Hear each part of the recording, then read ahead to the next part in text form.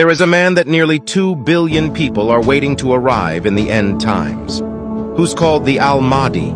This awaited Islamic savior has many roles that he will accomplish when he's on earth. Surprisingly, another end-time figure shares the same roles as the awaited Islamic savior.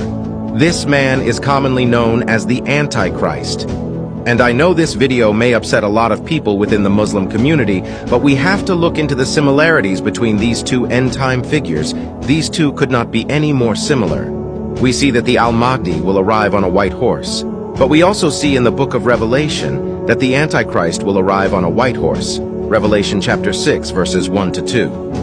We see that both of these two end-time figures will be great worldly, political, and military world leaders. We see that the Mahdi, like the Antichrist, is also prophesied to be a political and military world leader unparalleled by any other throughout world history. The Mahdi is said to fight against the forces of evil, lead a world revolution, and set up a new world order based on justice, righteousness, and virtue. And we know that the Antichrist will be a great political and military world leader from Daniel chapter 7. We see that both of these end-time figures will sign a 7-year peace treaty with Israel, and the crazy part is they both break it in 5 years. This is commonly found within Daniel chapter 9.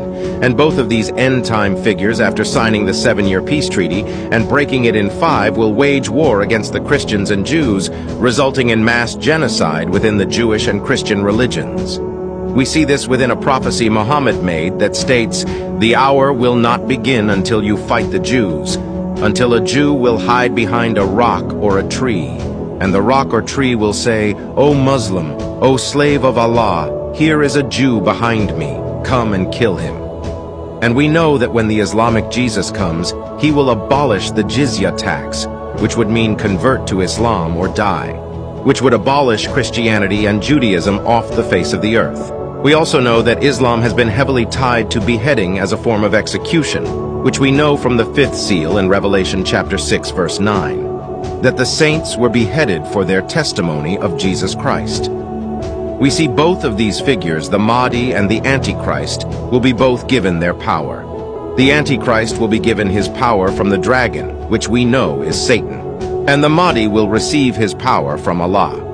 Both of these two end-time figures are also to make their capital in Jerusalem.